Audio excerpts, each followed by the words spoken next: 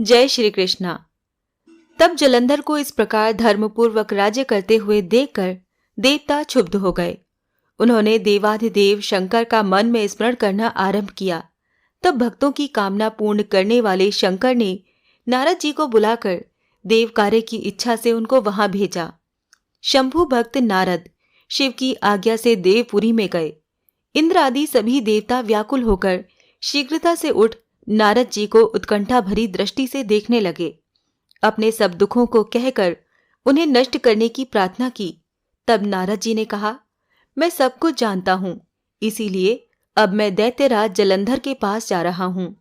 ऐसा कहकर नारद जी देवताओं को आश्वासित कर जलंधर की सभा में आए। जलंधर ने नारद जी के चरणों की पूजा कर हंसते हुए कहा, हे ब्राह्मण, कहिए आप कहाँ से आ रहे हैं? यहाँ कैसे आए हैं? मेरे योग्य जो सेवा हो उसकी आज्ञा दीजिए। नारद जी प्रसन्न होकर बोले, हे महाबुद्धिमान जलंधर, तुम धन्य हो। मैं स्वेच्छा से कैलाश पर्वत पर गया था, जहां 10,000 योजनों में कल्प वृक्ष का वन है। वहां मैंने सैकड़ों कामधेनुओं को विचरते हुए देखा तथा ये भी देखा कि वो चिंतामणि से प्रकाशित परम दिव्य, अद्भुत और सब कुछ सुवर्णमय है।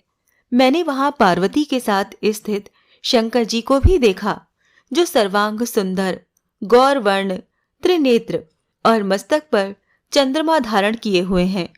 उन्हें देखकर मुझे बड़ा आश्चर्य हुआ कि इनके समान समृद्धिशाली त्रिलोकी में कोई है या नहीं। हे दैत्येंद्र, उसी समय मुझे तुम्हारी समृद्धि का स्मरण हो आया और उसे देखने की इच्छा से ही मैं तुम्हारे पास चला आया हूं। ये सुनकर जलंधर को बड़ा हर्ष हुआ। उसने नारद जी को अपनी सब समृद्धि दिखला दी। उसे देखकर नारद ने जलंधर की बड़ी प्रशंसा की और कहा, निश्चय ही तुम त्रिलोकपति होने के योग्य थे। ब्रह्मा जी का हंस युक्त विमान तुम ले आए हो और दुलोक, पाताल और पृथ्वी पर जितने भी रत्न आदि हैं सब तुम्हारे ही तो हैं।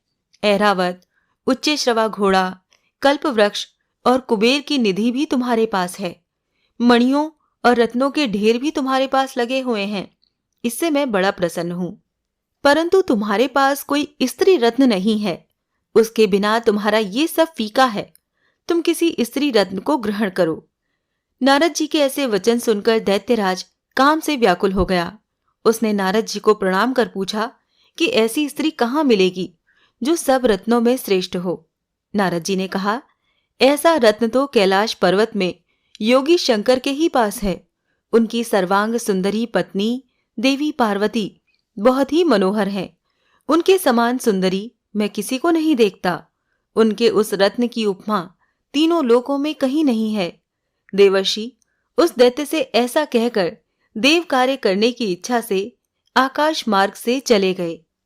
राजा पृथु ने नारद जी से पूछा, हे मुनि श्रेष्ठ, तब दैत्यराज ने क्या किया, वो सब मुझे विस्तार से सुनाइए।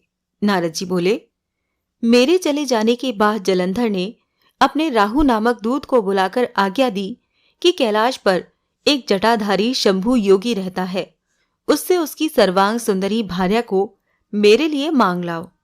तब दूत शिव के स्थान में पहुंचा, परंतु नंदी ने उसे भीतर सभा में जाने से रोक दिया।